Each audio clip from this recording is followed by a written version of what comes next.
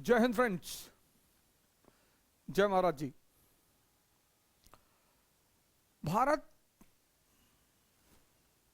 दुनिया का एक अनोखा देश है और लगभग सारी दुनिया इसके अनोखेपन को एक्सेप्ट करती है, मानती है। इसके अनोखेपन के बहुत सारे कारण हैं, लेकिन उसमें जो सबसे महत्वपूर्ण कारण है वो ये है कि इस देश को भगवान बनाने की कला आती है। बड़े आश्चर्य की बात है ये।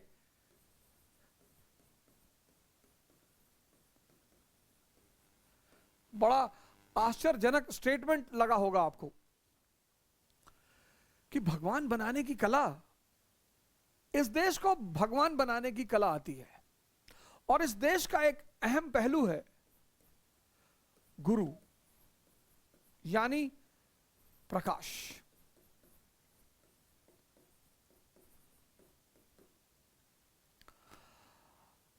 तीस अगस्त को कृष्ण जन्माष्टमी है और भारत के जो सितारों का समूह है, उस समूह में जो सबसे चमकते हुए सितारे हैं वो है योगीराज श्री कृष्ण।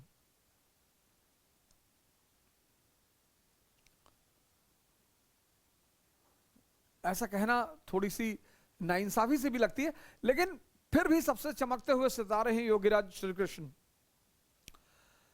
अगर आप गीता का पृष्ठ कवर देखें, फ्रंट पेज, तो उसमें एक रथ बना हुआ है। रथ में 5 घोड़े बंधे हुए हैं, अर्जुन बैठा हुआ है, अर्जुन शस्त्र लेकर खड़ा हुआ है, लगाम भगवान श्री कृष्ण ने पकड़ रखी है। और सिर्फ वो कवर पेज एक बहुत बड़ी सूचना देता है कि इस जीवन में अर्जुन, हम सभी अर्जुन हैं, हम सारे लोग अर्जुन हैं। अर्जुन माने जो कंफ्यूजन का शिकार है, द्वंद का शिकार है, उलझन का शिकार है। और उस उलझन और द्वंद की एकमात्र वजह है कि वो अपने मूल स्वरूप को जानता ही नहीं है। और जैसे ही वो अपने शरीर रूपी रथ, इंद्रिय रूपी घोड़े का चार्ज आत्मा यानी श्री कृष्ण को सौंपता है, बस वहीं से उसके इस जीवन रूपी युद्ध में विजय की शुरुआत हो जाती है। वैसे तो भारत भूमि सितारों से खाली ही नहीं, वो धारा जो शुरू होती है राजा जनक से, वो आज तक चली आ रही है। राजा जनक से श्री आशु बाबा तक यह धारा आज तक चली आ रही है। शायद इसीलिए अल्लामा इकबाल को कहना पड़ा कि कुछ बात है कि हस्ती मिटती नहीं हमारी, सदियों रहा है दुश्मन दौरे जहां हमारा। क्या बात है? यह बात है इस विद्या का ज्ञान, इंद्रियों से उठकर चैतन्य पर आने का ज्ञान किसके शरण में? एक सद्गुरु की शरण में है।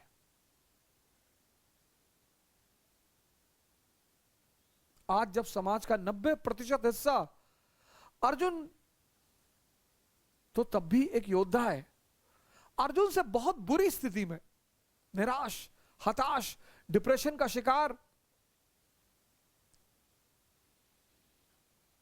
और आज उसे एक सद्गुरु की जरूरत है। हम अपने सारे संतों, पैगंबरों, अवतारों का जन्मदिन इसीलिए मनाते हैं, इस विधा को जनमानस को याद दिलाने के लिए, इस विद्या को जनमानस को याद दिलाने के लिए। शिक्षा का अधिकार एक तबके को था प्राचीन भारत में, मध्यकाल भारत में, लेकिन ज्ञान का अधिकार सभी को है।